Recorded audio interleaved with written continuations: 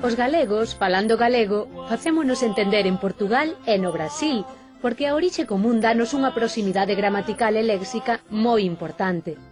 Pero se imos aprendendo matices que nos diferencian, coñecerémonos mellor e evitaremos situacións incómodas, nas que eles entenderán cousas distintas das que nós pretendemos dicir. Un galego que vai a Portugal, se o convidan a jantar, non se debe presentar á hora do noso xantar, porque a iso no portugués estándar chámanlle almoço. Terá que presentarse á hora da cea, porque as comidas básicas en Portugal chámanse pequeno almoço, almoço e jantar. Inicialmente, en portugués, os nomes das comidas coincidían cos do galego. Os propios nomes de algúns alimentos ás veces tamén poden funcionar como trampas entre os dous povos. En galego dise indistintamente plátano ou banana, e tamén temos unha árbore chamada plátano, distinta do pradairo. Pero en portugués, plátano designa exclusivamente a árbore símbolo do Canadá, o pradairo. A xudía, en portugués, judia, só designa a muller do xudeo, pero non o feijão verde. O aceite, en portugués, azeite, só se refire ao de oliva, non aos outros, que se chaman óleos. A salsa é o nome portugués do pirixel, non do molho.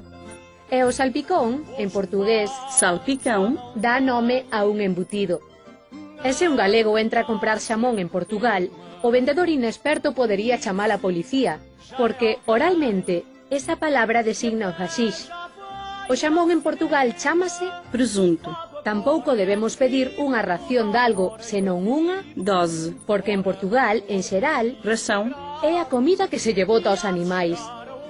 Como se ve, as terminacións galegas on, ou ion e an en portugués realízanse como ão, habendo neste máis vogais pechadas e, a, pan. pão.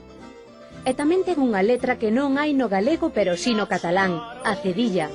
Ración, ração, porción, porção. Ben falado. As rosas serán moi lindas, pero tamén teñen espinas. Se unha mamá quere moito o seu neno, darálle unha moi forte. Aperta. Quen vai á igrexa vai para rezarlle a Adeus. Es como sabes? Cando unha persoa galega entra en Portugal, en Brasil ou nun país de lingua portuguesa, decátase de que a lingua da casa, ou se queren, a lingua da aldea, permitiría comunicarse moito mellor que se falase castelán. Empresarios galegos fixeron importantes negocios en países de lingua portuguesa falando galego, independentemente de que despois as secretarias puxesen os documentos desa negociación noutra lingua. O galego é, de feito, unha lingua internacional. E disto, unha vez ao mes, imos falar no ben falado. Para que non lles pase como me pasou a mí unha vez en Esposende, en Portugal, que entrei nunha cafetería, pedín un vaso de leite, todos escacharon a rir, porque un vaso en portugués é un floreiro. Hai cousas que todos os galegos deben saber da lingua portuguesa, porque o galego abre as portas do mundo. Abor.